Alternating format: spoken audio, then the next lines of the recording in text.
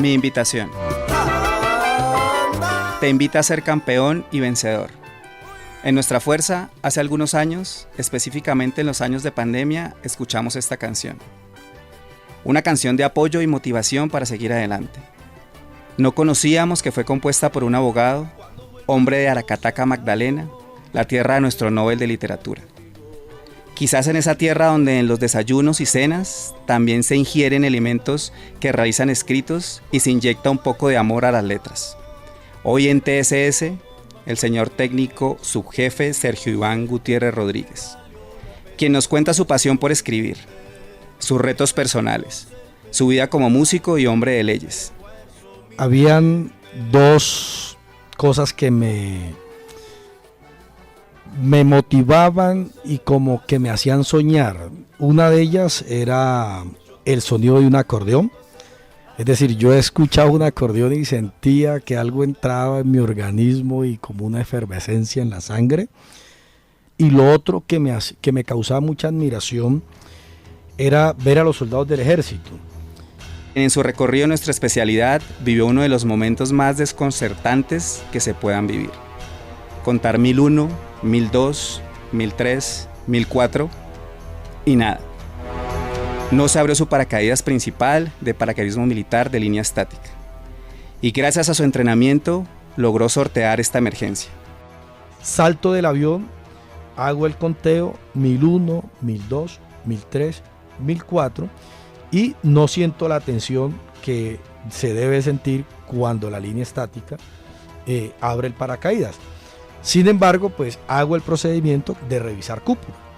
Entonces hago el conteo, reviso cúpula, no visualizo configuración ni despliegue de la cúpula y procedo a operar la emergencia.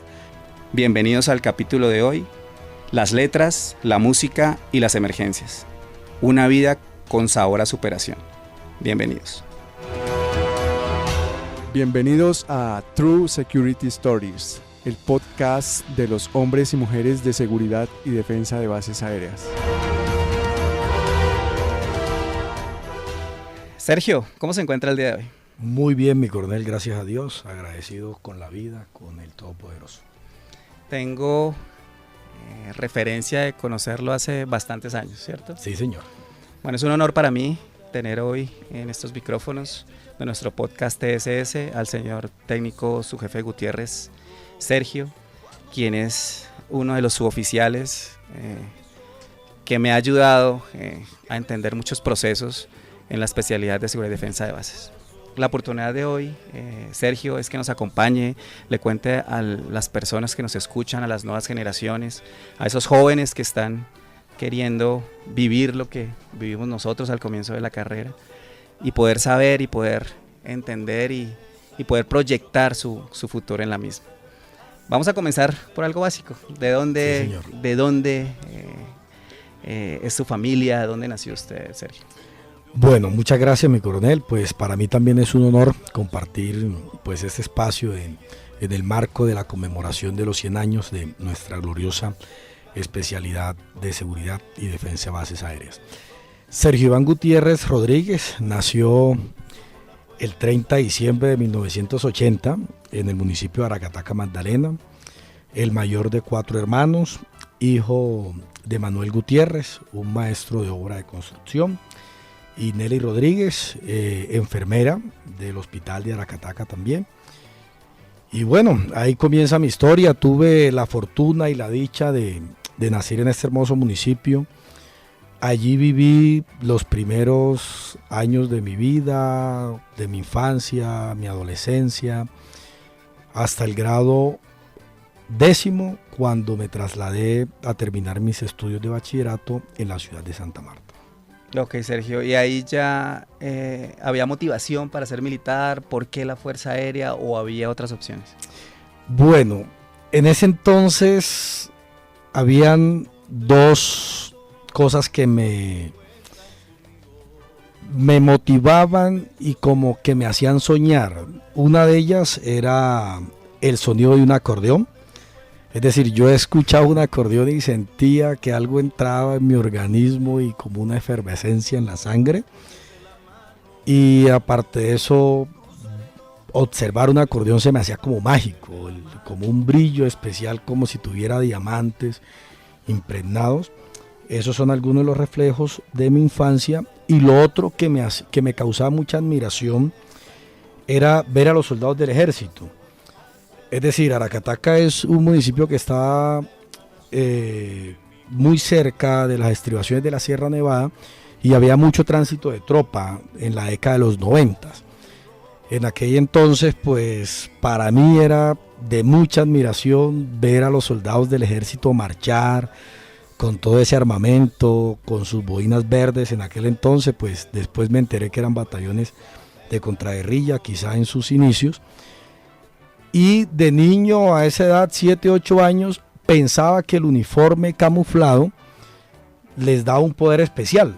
Es decir, yo veía algo fuera del ordinario ahí en esas personas. Entonces eso me atraía mucho y me llevaba a buscar de eso, a conocer un poco más de cómo era la vida militar. Y yo creo que esta situación nos influenció a muchos, a mucha de mi generación, tanto amigos, conocidos, como familiares también, que optamos por la vida militar.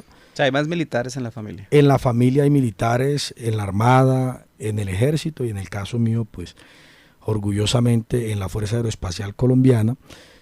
Y digamos que en esa década, quizás de los 80, 90, el tránsito de pasar de ser niño a ser hombre estaba muy marcado por el servicio militar. Entonces muchos compañeros del colegio, contemporáneos, como que me voy a prestar el servicio, o sea, como que era una etapa que uno deja de ser niño y va a convertirse en hombre. Lo veía de esa forma.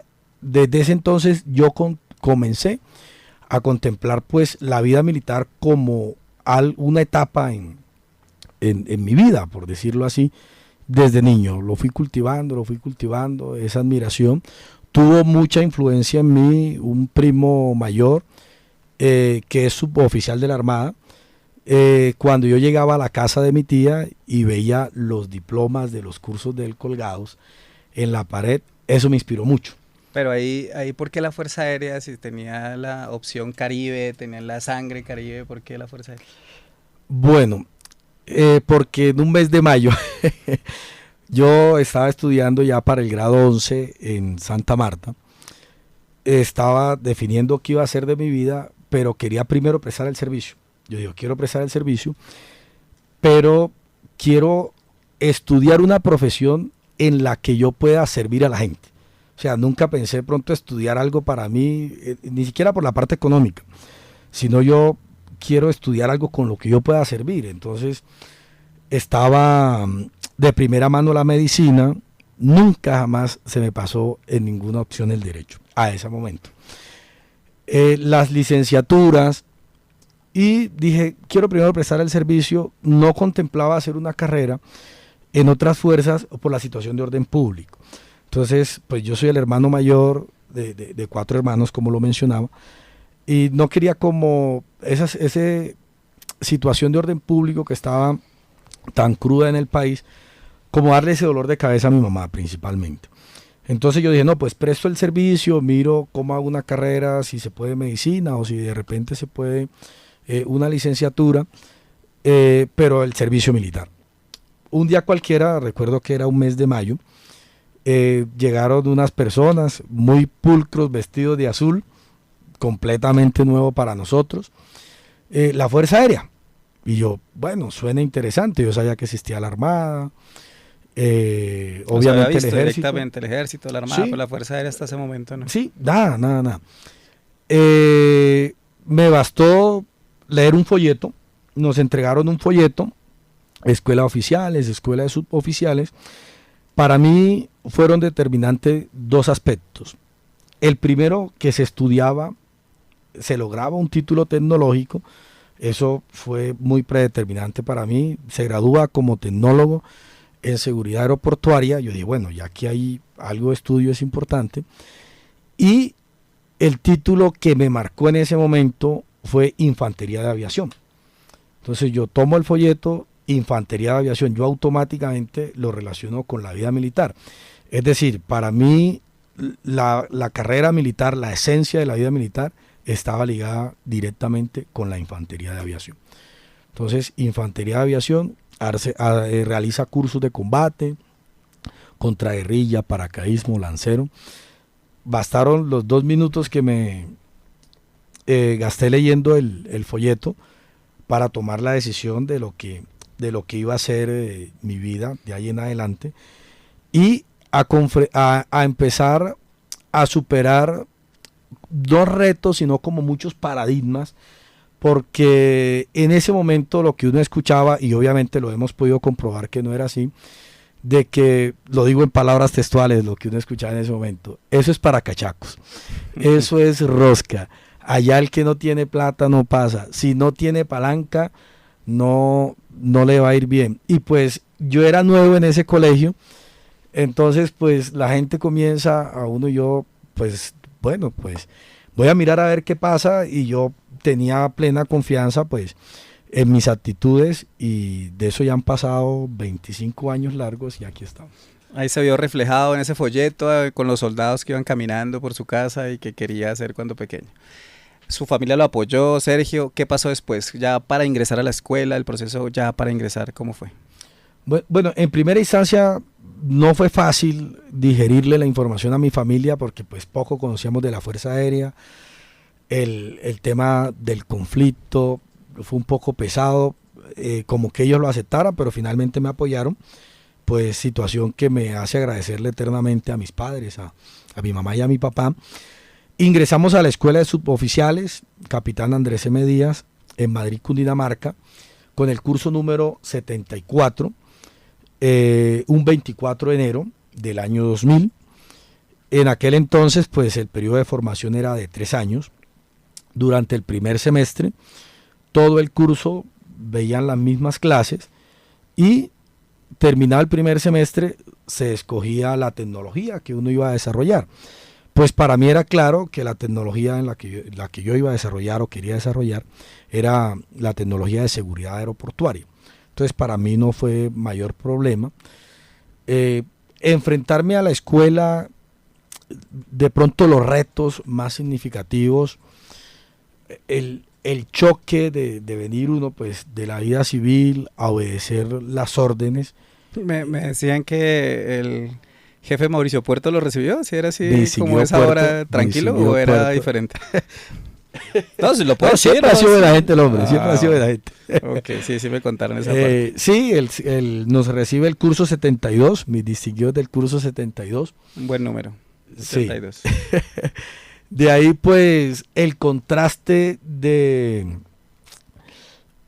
equilibrar la parte militar con la parte académica fue el primer reto a superar. Fue de pronto lo que más duro me dio, pues por supuesto el clima.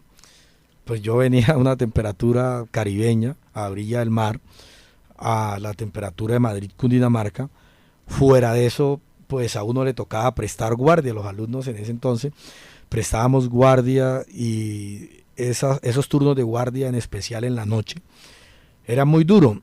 Fueron retos a superar poco a poco en lo académico, en lo militar, la convivencia pues con diferentes jóvenes que venían de todas las regiones del país.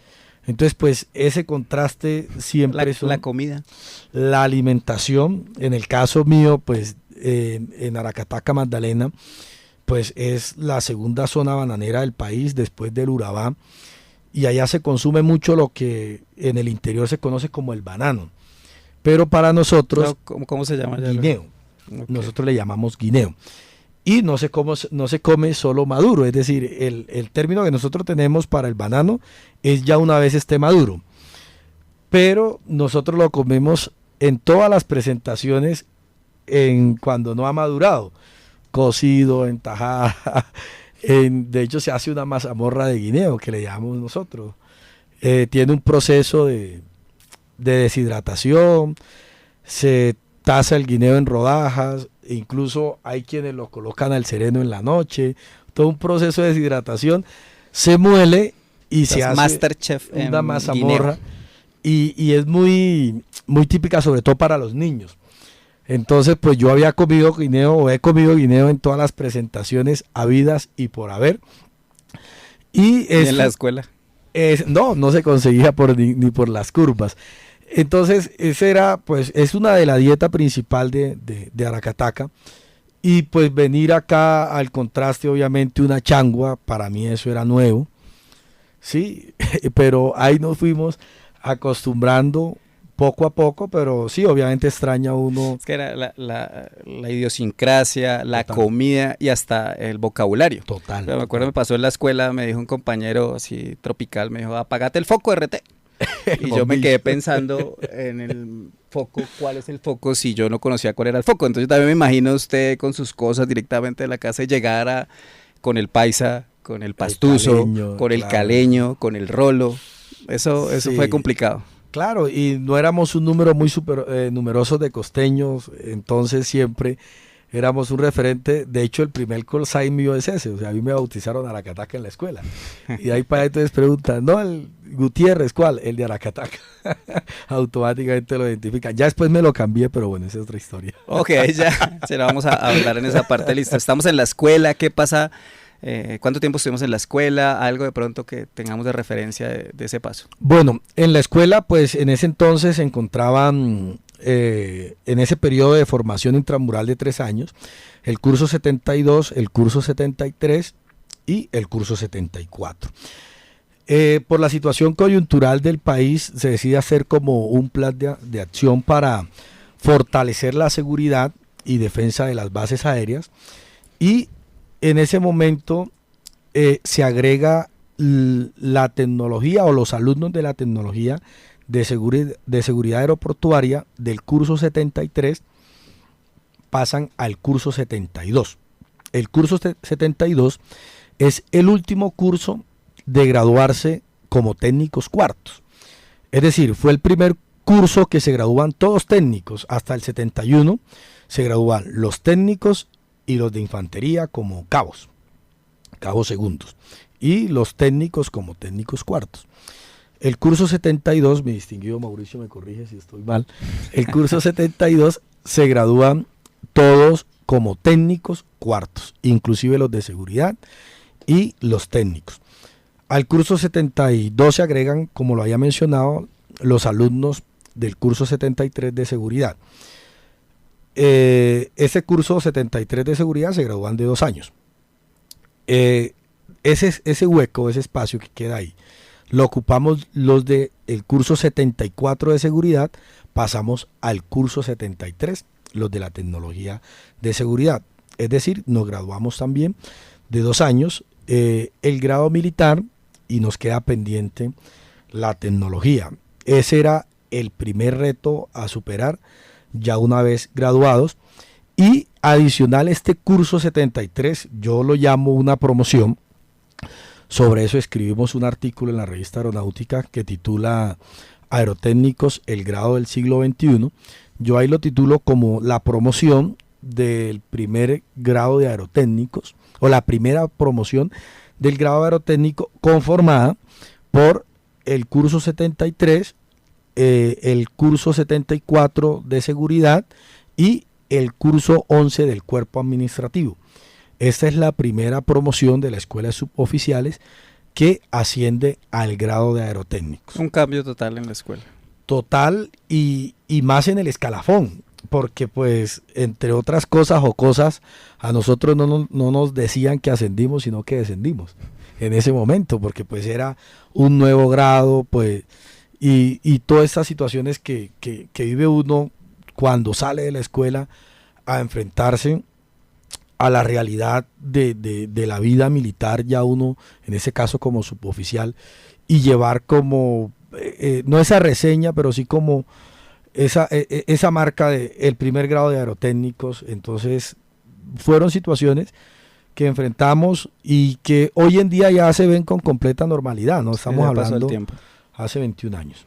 Ok, listo, Sergio. Ahí ya pasamos la época de la escuela. Hay algo que yo sé que le valoran mucho en la especialidad y es que cuando terminamos esa fase de la escuela, usted realizó 2 cursos de contraguerrilla. Ya es un logro hacer un curso de contraguerrilla. Ahora cuentas por qué 2 cursos de contraguerrilla. Sí, ahí comenzamos a superar también retos.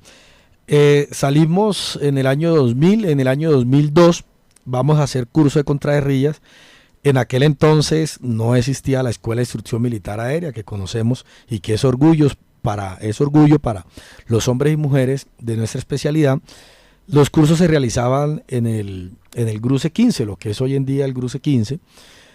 Pues uno a esa edad sale con todas las ansias de devorar el mundo. Uno sale como con esa energía de los cursos de combate y entramos al Águila número 39, pero desafortunadamente yo ya venía sufriendo una patología, se puede decir, que es luxación crónica bilateral. Es decir, a mí se me salen los hombros, situación que me ha tocado llevar en toda la carrera militar con terapias y que gracias a Dios pues la hemos logrado controlar. Estamos en curso de contraguerrillas y en la prueba de piscina, pues con toda esa energía y ese ímpetu que tiene uno a esa edad, se me sale el hombro. Las ansias de llegar de primero, el espíritu competitivo, muy seguramente di la abrazada muy larga, se me sale el hombro y pues ahí comienza uno pues a enfrentarse que no puedo continuar, pero sí quiero continuar. Pues hubo apoyo de los instructores en ese momento, pero pues la parte médica obviamente en un caso de esto es la que manda y me retiran del curso. Entonces a la segunda, tercera semana me retiro del curso Águila 39 y de pronto como para determinar qué se iba a hacer con mi caso, me presento en la jefatura de seguridad en aquel entonces. Muy curiosamente yo llego a presentarme por término porque no pude continuar en el curso y curiosamente ese mismo día se está presentando un personal de suboficiales a hacer curso de armamento, especialista en armamento o lo que conocemos comúnmente como armeros. Yo llego a presentarme, me dicen, ¿usted viene al curso de armamento? Yo dije, no, ni siquiera sabía que había curso de armamento, tengo esa situación y me ordenaron presentarme acá.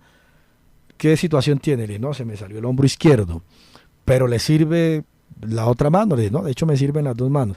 ¿Quiere hacer curso de armamento? Y dije, claro que sí, me gusta, o sea, me gustaría. Pase allá y forme. Y se presenta a hacer curso de armamento. Ahí comenzamos a hacer el curso de armamento en el almacén número 5, en el Comando Aéreo de Combate, de mantenimiento percorrido, en Camán, Madrid, Cundinamarca. En ese momento la persona, el suboficial que estaba como almacenista, solicita un suboficial pues que trabajara con él porque necesitaba un armero. Y pues para fortuna y gracias de Dios me seleccionaron a mí y ahí comencé pues a hacer parte de mi carrera militar donde pues... Sí, ahí lo vi trabajando bastante tiempo. Ahí estuvimos un tiempo. Casualmente inició y trabajó bastante tiempo. Sí, y además que fue una época de mucho enriquecimiento para mí en el aspecto profesional porque gracias a Dios conté con buenos mentores. Entonces eso es algo importante de la suboficialidad. Yo creo y le doy gracias a Dios porque en esa época de mi vida militar conté con buenos mentores y creo que eso forjó mucho de mi carrera. Ok, tuvimos la oportunidad de repetir el curso, terminamos el curso. Bueno, ahí pasó un año en el que tocó solucionar la parte médica e ingresamos nuevamente en el Águila 41. Pues ya mostramos obviamente que sí podíamos y ya después se me da la oportunidad de realizar el curso de lancero, curso 282 de la Escuela. Y el hombro viene en el curso de lancero, el hombro. Lo supimos manejar, tocó saberlo manejar porque toca aprender a convivir con eso y de pronto las personas de la especialidad que sufrimos de esa patología, ya uno sabe más que todo qué movimiento no debo hacer, es decir, qué movimiento no me puedo exagerar porque incluso colocándose una camisa se le puede salir el hombro a uno y fortalecerlo con terapia, la disciplina, esa parte es muy importante. Ok, bueno, ya entramos entonces a emergencia o esa actividad que tuvimos allá en Tres Esquinas? ¿Qué fue lo que pasó? Bueno, salimos trasladados para Tres Esquinas en el año 2010. Obviamente una de las pasiones en la vida militar y por las cuales me hice militar, escogí esta carrera, es el paracaidismo. Y la motivación de estar en Tres Esquinas era el salto militar de línea estática. Estuvimos saltando durante todo el 2010, finales 2010, inicio 2011, con los traslados. No había quien realizara la misión de explorador. Entonces me dicen, bueno, Gutiérrez, usted ya tiene experiencia, conoce la zona de salto, ¿le gustaría ser explorador? Yo pues dije, ese ha sido el sueño de toda mi vida porque, entre otras cosas, no me gusta saltar de último. Nunca me gustó saltar de último porque como que me aburría y me gustaba vivir la adrenalina, estar en lo posible en la rampa de la aeronave.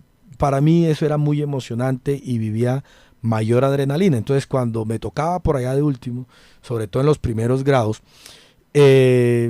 como que me aburría un poco. Entonces siempre buscaba la forma de estar en las primeras pasadas. Cuando me dicen salte como explorador, para mí fue un reto. Yo dije, claro, tengo que hacerlo bien porque a mí me gusta esa adrenalina. El 20 de julio del año 2011, llegamos ya a unos saltos previos. Alguien dijo, bueno, ¿y por qué no saltamos en la tarde? O sea, si saltamos en horas de la mañana, 5 de la mañana, ¿por qué no saltamos a las 5 de la tarde? Y comenzamos a experimentar el salto en horas de la tarde. Claro está que el tema de la emergencia no tiene nada que ver con el horario, sino pues es más una situación de contexto, y comenzamos a saltar en horas de la tarde y funcionó. El día del salto vamos al despacho de Tres Esquinas. Ya yo digamos que estaba tomando confianza en el tema explorador y ya era una situación normal, casi que cotidiana, que ya era una situación sabida. Yo era el explorador, saltaba de primeros. Vamos a hacer el briefing. Curiosamente, los paracaídas están alineados en el despacho, están formados los paracaídas, y yo he colocado los guantes con los que saltaba en el segundo paracaídas. No sé por qué no el primero. O sea, si vamos a escoger los paracaídas en orden, Sí, era lógico que fuera el primero. el primero yo coloqué, no sé por qué, en el segundo paracaídas los guantes como para apartar ese paracaídas. Hacemos el repaso de las emergencias, el repaso de la zona de salto. El último, obviamente, el primero en saltar es el último en embarcar. Nos equipamos. La revista, las dos revistas del jefe de salto, subimos a la aeronave, Casa 212. Saltamos allá en Tres Esquinas. La zona de salto de Tres Esquinas es una zona muy particular, primero porque tiene el río Orteguaza muy cerca. Entonces ese es el primer obstáculo o el primer riesgo que enfrentamos saltando en Tres Esquinas. Y dentro también, al lado de la pista, la laguna esa que queda también ahí al lado también. También la bautizaron, también tiene apellido esa laguna. Sí. Es correcto, tenemos la laguna y pues fuera de eso pues la selva obviamente del Caquetá, y que es una zona muy corta, ¿sí? Es una zona de lanzamiento de salto muy corta, entonces toca ser muy preciso en los saltos. Todo esto llevaba a que saltábamos con paracaídas T10, nunca nos permitían saltar con MS1 para evitar de pronto... El T10 es el que no se puede dirigir tan fácil, el que tiene Es un paracaídas de menor poca dispersión. maniobrabilidad. Sí, y precisamente para eso, para evitar de pronto de correr riesgo de que la persona se fuera a enfrentar a todos esos obstáculos que hablábamos anteriormente. Bueno, recuerdo que despegamos, yo embarco de último, ya cuando pues tomamos vuelo, estamos haciendo la pasada de reconocimiento, yo me levanto, me hago en la rampa del avión con el jefe de salto, y tocó hacer otra pasada. Es decir, fue una pasada de reconocimiento larga porque cuando despega la aeronave, creo que iba un fantasma o otro helicóptero o un helicóptero a despegar, y hacemos otra pasada por toda la vegetación de la selva. Ya cuando vamos entrando a la zona por la cabecera, entramos 0725, ¿no? desde la cabecera 07 hacia la cabecera 25. Le digo yo al F salto, no me lance tan al margen donde comienza la zona, porque hayamos tenido ya un incidente en un salto anterior, que incluso yo casi caigo encima de una carpa que había ahí, no sé si exista la carpa de inteligencia que le llamamos en aquel entonces. Entonces le dije, lánceme un poquito más allá. Bueno, listo, no hay ningún problema. Salto del avión, tal como le enseñan uno en el curso, la posición en L, hago el conteo 1001, 1002, 1003, 1004 y no siento la tensión que se debe sentir cuando la línea estática abre el paracaídas. Sin embargo, pues hago el procedimiento que también nos enseñan de revisar cúpula. Entonces hago el conteo, reviso cúpula, no visualizo configuración ni despliegue de la cúpula y procedo a operar la emergencia. Es decir, giro la cabeza hacia el lado izquierdo, opero emergencia. Hasta este punto, pues digo yo, normal, porque para eso nos entrenan, eso es lo que repasamos, eso es lo que estudiamos, hasta ahí normal. Dije yo, bueno, listo, no pasó nada, no hay configuración de cúpula, opero emergencia y pues voy a tomar el mando de los elevadores del paracaídas de reserva. Entonces, he sabido que el paracaídas de emergencia va en la parte del pecho y obviamente el paracaídas principal va en la espalda. Cuando yo voy a buscar los mandos o los elevadores del paracaídas de emergencia, para mí no fue tan inmediata esa apertura como yo lo imaginaba, que iba a ser de operar reserva, apartar la cabeza, buscar los elevadores, tomar la posición, y veo que no hay la apertura de la pero había despliegue de material, o sea, ya había salido material, por lo menos sin aire, pero material ya había. No lo visualicé. Lo único que visualizo en ese momento es otro paquete. Entonces se me viene a la cabeza lo que le decían a uno: conserve bien la posición, porque si no conserva bien la posición, como el paracaídas de emergencia va en la parte de enfrente, se puede enredar con las piernas. Si las piernas van separadas, puede quedar las líneas envueltas en las piernas y ahí sí no hay nada que hacer.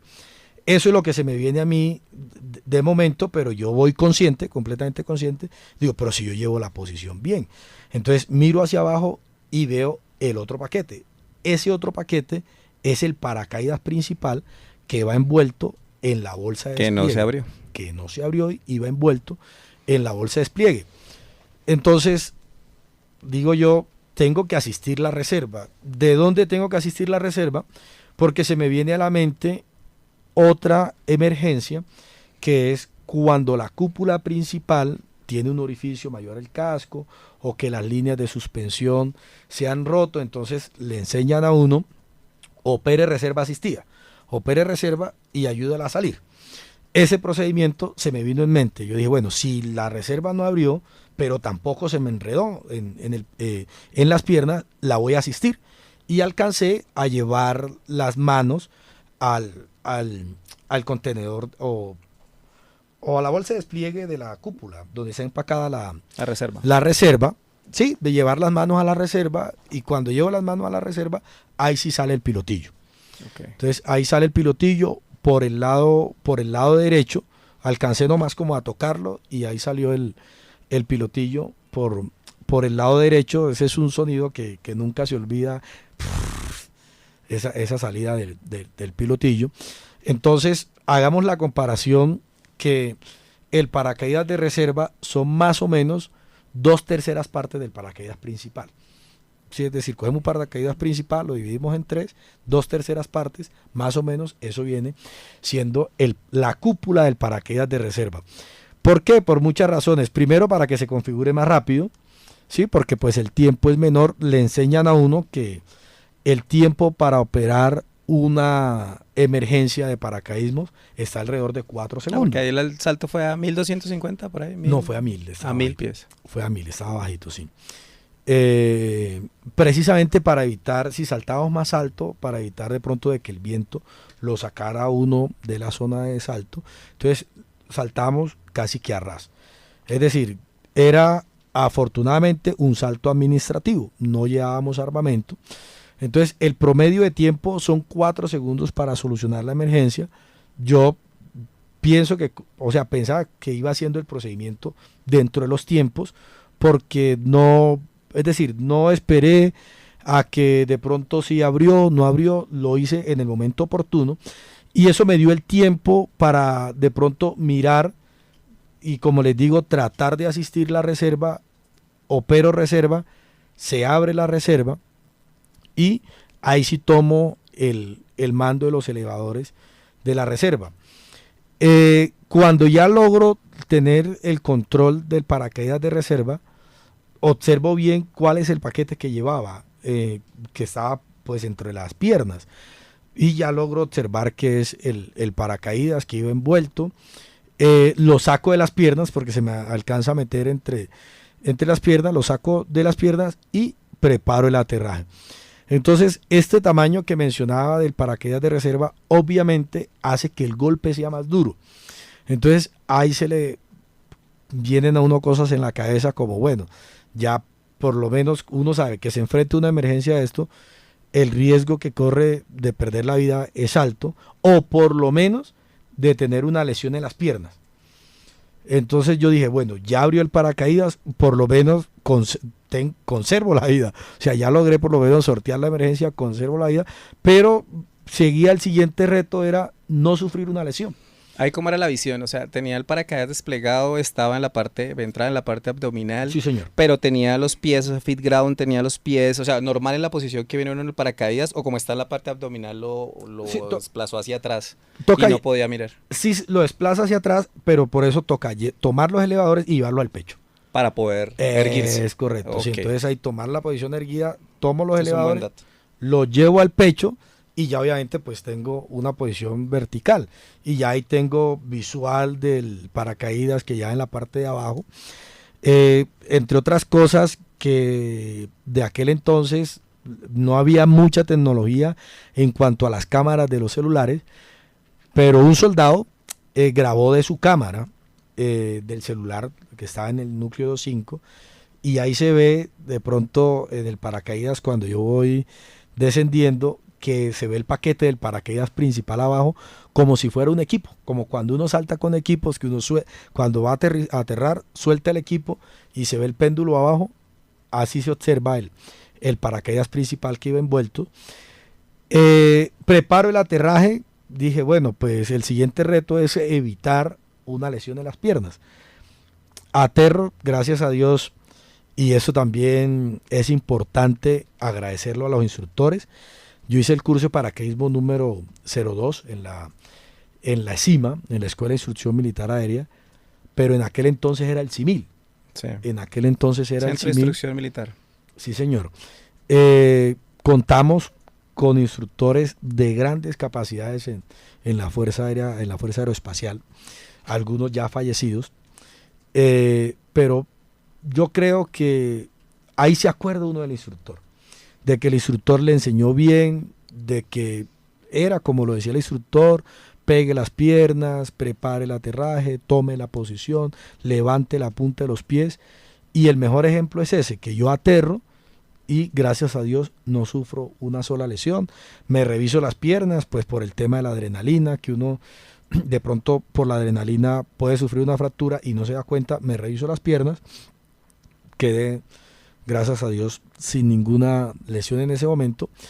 Llega el oficial de seguridad de la zona de salto, obviamente, ¿qué pasó? Digo, no, pues tuve una emergencia, el paracaídas principal no abrió, pero pues curiosamente aquí está, ¿qué pasó? No sé, bueno, en el avión, pues resulta que en el avión queda únicamente la línea estática. Para contextualizar, ya sabemos que el paracaidismo militar de línea estática, el avión tiene la guaya de anclaje en la cual se ancla, valga la redundancia, la línea estática del paracaídas, y esta línea estática por tensión es la que va a dar apertura al paracaídas. Esta línea estática amarra a la bolsa de despliegue donde va empacado el paracaídas. ¿Qué pasó? La línea estática no estaba amarrando la bolsa de despliegue. La bolsa de despliegue. Entonces, esta bolsa de despliegue con el paracaídas empacado va dentro del arnés, dentro de los contenedores, y a su vez se amarra con un cordón rompedor ahí en las aletas del contenedor. Entonces, cuando yo salto, la línea estática tiene todo el estibado. Es decir, ella ingresa al arnés, tiene todo el estibado, hasta ahí entiendo. El estibado es el zigzag, como Sí. que se ve para Sí, ponerlo señor. en esa parte, ¿sí? Hasta ahí entiendo que revisa el jefe de salto. Sí. Entonces el jefe de salto revisa el estibado y entiendo que tenía todo ese estibado, ese zigzag. Pero lo único que no tenía era el nudo de la línea estática amarrada a la bolsa de despliegue. Entonces cuando yo salto por tensión, pues el contenedor obviamente se rompe el cordón rompedor y el paracaídas sale del contenedor y queda sujetado de los elevadores. Listo, ahí entonces ya pues pasó la emergencia, en tierra, que ya cuando usted llega, pasa la adrenalina, que llega el oficial de seguridad, bueno, que estaba su familia allá, ¿qué pasó ahí? No, mi familia no estaba. ¿Estaba solo? Sí, yo estaba solo. El tema ahí es quién salta. Entonces el oficial de Vuelve a seguridad, saltar. claro, el oficial de seguridad reporta a la aeronave, no, listo, operó reserva, pero sin novedad. Entonces pues viene la tensión en la aeronave, primer hombre a la puerta, ¿quién salta? Claro, hermano, que los visualizaron, el comandante de la operación debe haber tomado la decisión. Sí, señor. En ese momento usted ya, pienso que se acordaba dos cosas. Eso primero, sus instructores, y segundo, quién empacó la reserva, ¿no? Porque eso también es lo que piensa en cualquier emergencia en paracaidismo. Terminamos esa parte, Sergio, que gracias a su Adiós. pericia y a la experticia y a todo lo que nos dice que pudo realizar, la sorteó. Y ya después viene una etapa diferente. Viene una etapa de música, viene una etapa de libros y viene una etapa de estudio. Quiero que me cuente esa etapa final en la que ya nos encontramos ahorita después de eso de paracaidismo. Viene una época de reflexión. Viene una época de reflexión porque uno pues se da la oportunidad de preguntarse o de evaluarse cómo hubiera sido si no sorteamos la emergencia de adecuada forma y no contamos la historia. Entonces yo lo tomé como una oportunidad de realizar muchos sueños. Entonces yo dije, bueno, voy a enfocar mi vida en realizar muchos sueños. De pronto la primera parte de enfocar mi vida en eso fue buscar una cercanía a mi familia, a mis padres, de Tres Esquinas. Salgo trasladado para el Cacón 3, Malambo Atlántico, y había por ahí una historia que yo fui testigo de niño y decido escribirla, porque en algún momento me hice la promesa de escribir esa historia. Yo tendría 13, 14 años, fui testigo de una historia y dije, algún día en mi vida voy a escribir esa historia, y tomo la determinación en ese momento de escribir la historia y publicar la historia que titulamos Amnesia en un diciembre.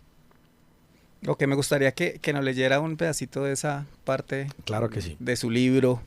Algo como la introducción Algo que como dice: la introducción. no son tan efímeros los recuerdos cuando se guardan en el cajón de los sentimientos, desde donde rompen su silencio para ganarle al olvido, y nunca es tarde para dar cumplimiento a lo prometido. Amnesia en un diciembre es quizás el recuerdo que más ha perturbado mi memoria desde hace mucho tiempo, esperando el momento en el que yo decidiera exorcizarlo para descansar tranquilo en el sepulcro público donde reposan los cuentos. Muy bien. Me ericé. Muy bien. La parte del libro y la música. Bueno, entonces por allá cuando tendría 12 años, 11, 12 años, ya afloraban en mí melodías y letras. Es decir, yo creo que comencé a desarrollar esa sensibilidad, más que todo para componer, no tanto para... No interpreto ningún instrumento de armonía ni de melodía. El canto tampoco ha sido una virtud que se me haya concedido, pero sí quizá la inspiración y poder transmitirlo. Entonces eran otras cosas que tenía que hacer en la vida. O sea, como no encerrar eso, y como a veces lo piensan del militar, que estamos en un caparazón y que de pronto no podemos aflorar ese tipo de expresiones, yo dije, voy a darle rienda suelta a la composición, y en algún momento alguien me dice, ¿y usted que tiene quizá esa facilidad, ¿por qué no le dedica algo a Colombia? Entonces compuse ya la primera canción como en ese proceso de compositor, porque yo creo que estoy todavía en ese proceso, madurando esa etapa o como ese oficio, pero se me vino algo a la cabeza y compuse un merengue vallenato que titulé Las riquezas de mi tierra. Posterior vinieron más anécdotas que inspiraban a canciones, y le dimos rienda suelta hasta llegar a pandemia. Llegar a pandemia se presentó toda esa coyuntura que estábamos en ese encierro y con tantas limitaciones, y me pareció un momento adecuado para lanzar un mensaje de esperanza, ¿sí? Como hacer una invitación de vamos a salir adelante, vale la pena ese sacrificio. Y se me ocurre o se me viene a la mente como ese sueño o ese reto de grabar algo con la Sinfónica de mi alma mater, de la Escuela de Suboficiales, la Sinfónica de la Fuerza Aérea. Hacemos los contactos y hacemos algo que es poco común, que es un vallenato en versión sinfónica, que se llama Mi Invitación. Entonces, el reto de esa canción es, pues, los músicos en Bogotá, todos los músicos de la banda sinfónica, el cantante en Valledupar, el acordeonero y los percusionistas en Villanueva, Guajira, el estudio en Villanueva, Guajira. Entonces fue un reto, lo sacamos adelante y pues materializamos esa canción. Sí, en el podcast vamos a colocar una estrofa de Mi Invitación, que es duro también ese reto de conjugar toda esa parte. Sí, y por último, entonces ya, como no había pensado en el derecho, hasta nunca después más. Las letras, pero en otro ambiente, Sí, ¿qué pasó ya con esa decisión del derecho? Hay circunstancias de la vida que lo llevan a uno a tomar decisiones, y sobre todo decisiones con determinación. Yo había hecho un intento fallido de estudiar contaduría pública, no logré terminarla, y en aquel entonces una materia constitucional. A mí me impactó la materia, o sea, como esas cosas que le quedan a uno sonando, me impactó la materia de constitucional y me quedó sonando, pero hasta ahí nomás. Ya estamos en el Cacón 3, hago una visita a Aracataca, Magdalena, a la familia que tengo allá, y percibí como una situación de injusticia que me marcó mucho, y dije, voy a estudiar Derecho. O sea, tomé la decisión, la determinación en ese momento, voy a estudiar Derecho. Me inscribo en Barranquilla a Derecho, logro pues terminar la carrera de Derecho en Barranquilla, y pues hoy en día estamos a puertas de terminar la maestría en Derecho Constitucional acá en Chía, más exactamente, para no nombrar la universidad. Pero todo un logro, Sergio. Sinceramente, y conociendo y siendo partícipe pues desde la distancia de esos logros, de esos objetivos y ese cumplimiento, sí valoro mucho esa parte. Muchas gracias. 2 cursos de contraguerrilla, el que usted haya escrito, porque eso necesita dedicación, necesita tiempo, el que haya apoyado su sangre en la parte de la música, y le agradecemos el día de hoy por acompañarnos, por compartir eso, por dejarnos ver esa persona que ha logrado recorrer el camino de la suboficialidad aquí en nuestra Fuerza Aeroespacial. Muchas gracias, Sergio. ¿Y qué le diríamos a ese niño, Sergio Iván, que se encontraba ya en Aracataca y se encontrara con el señor técnico, su jefe Gutiérrez de incorporación, ¿no?, de la dirección de reclutamiento? ¿Qué le diría usted a ese niño que se encuentra ya mirando pasar a los soldados? Que hay que perseverar, hay que insistir, y que ese mensaje sea extensivo no solo a ese niño que caminaba las polvorientas calles de Aracataca, sino también a los que escuchan, que no hacen parte de la Fuerza Aérea, o a los hombres y mujeres de nuestra especialidad, a nuestros soldados, que siempre hay que perseverar, siempre hay que colocarse objetivos, hay que mirar, tener una visión en superar retos, perseverar, la disciplina y siempre con la fe en el Todopoderoso que le brinda a uno las herramientas para seguir adelante. Y que los objetivos se cumplen. Totalmente. Y gracias, mi coronel, a usted. Para mí pues es un honor, obviamente, ser un testimonio para esta especialidad que llevo impregnada en el corazón y que sea también un punto de referencia para las personas que nos escuchan y decir, se pueden lograr los objetivos. Gracias, Sergio. Para quienes nos escuchan en nuestro podcast TSS, los invitamos a escuchar nuestra próxima historia. Gracias. Nuestro podcast de Call Sign TSS es una idea original de la Dirección de Defensa de Bases de la Jefatura de Seguridad, conformado por un comité editorial en cabeza del señor técnico jefe Mauricio Puerto Gómez, con el apoyo invaluable en edición y estructuración de nuestra emisora Al Aire, en cabeza de la capitán Paola Milena Barba, y al mando de los equipos el señor Mauricio Augusto Guzmán.